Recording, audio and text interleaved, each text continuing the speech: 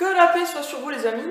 Un commentateur, un internaute me dit, ou une internaute me dit en commentaire que non, j'ai rien compris, les chiites n'idolâtrent absolument pas Fatima et Ali.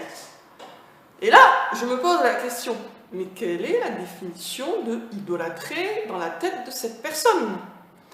Parce que l'idolâtrie, bien sûr que si on en prend une définition hyper restreinte, il n'y a pas grand-chose qui y rentre. Si par exemple, pour idolâtrer un être, il faut se prosterner physiquement devant, il y a très peu d'idolâtres dans le monde. Mais bien sûr que l'idolâtrie, c'est pas juste ça. L'idolâtrie, c'est beaucoup plus large. On peut idolâtrer quelqu'un sans jamais se prosterner devant sa statue ou son image. Il suffit qu'on s'y prosterne mentalement et émotionnellement et spirituellement. Il suffit qu'on soit persuadé que cette personne est d'une autre nature que la nôtre et qu'elle est une espèce de chaînon intermédiaire entre nous et Dieu, Allah en arabe. Donc, oui, les chiites, la plupart, beaucoup de chiites, on ne va pas dire tous, mais beaucoup de chiites sont dans l'idolâtrie de Fatima et Ali.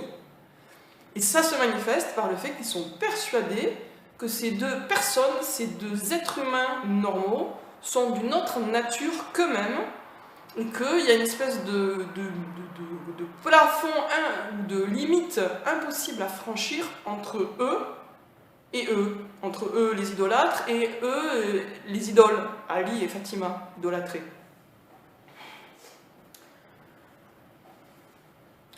Les personnes pieuses sont censées nous servir de modèle.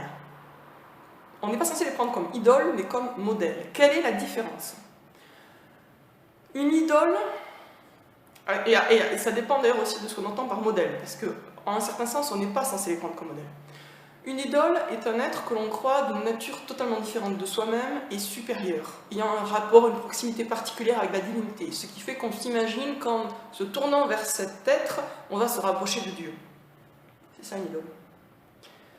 Un modèle, c'est quelqu'un dont on admire certains choix ou certaines qualités qu'on aimerait reproduire dans sa propre vie. Par exemple, on voit quelqu'un de bon, on trouve ça admirable et on a envie de s'inspirer de cet exemple pour être bon soi-même. Fatima ou Ali ou Omar par ses bons côtés doivent être juste des exemples de qualité, de bonne qualité et de bons choix. Sauf qu'Omar a fait beaucoup de mauvais choix aussi. Donc si on prend Omar comme modèle sur tous ses choix, ça ne donne pas grand-chose de bon. Mais on va dire que quelqu'un de pieux, c'est quelqu'un simplement qui doit nous inspirer par son exemple. Et je passe sur un sujet légèrement différent, mais qui quand même a un lien. Il y a pas mal de gens qui pensent « Oh, pourquoi je ne suis pas née à l'époque du prophète Mohammed, que la paix soit sur lui. J'aurais tellement aimé naître à cette époque, je l'aurais soutenu, j'aurais été à ses côtés, je l'aurais vu, etc. » Bon, primo, sachant que la réincarnation est une réalité, en tout cas moi j'y crois, il est fort possible que vous ayez été justement à l'époque du prophète. Mais voilà, vous avez été à différentes époques. Mais passons, ça c'est pas le sujet principal. Que ce soit à l'époque du prophète ou que ce soit aujourd'hui au XXIe siècle, c'est pareil. Dans tous les cas, il va falloir faire des choix entre le bien et le mal. Dans tous les cas, il va falloir être courageux. Dans tous les cas, il va falloir être dans le droit chemin, avancer dans le droit chemin et pas stagner dans le droit chemin comme certains font. L'islam, c'est pas être planté dans le droit chemin, c'est avancer dans le droit chemin. Donc il faut avoir un objectif, il faut avoir un but, il faut avoir une motivation. Passons. Donc, de toute façon, à n'importe quelle époque, il y a le camp du bien, il y a le camp du mal, et il va falloir faire un choix, et il va falloir se situer, et il va falloir prendre des décisions. Donc, on n'a rien perdu parce qu'on n'est pas né à l'époque du prophète.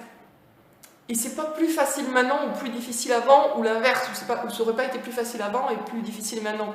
Parce qu'au XXIe siècle, comme il y a 15 siècles, il y a une guerre entre la foi et les suppôts de Satan.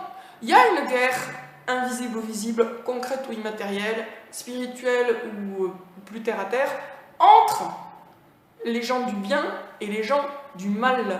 Donc c'est vraiment bête de croire qu'on aurait eu plus de chance avant, ou qu'aujourd'hui on ne peut plus faire des bons choix, ou que c'est pas pareil. C'est pareil.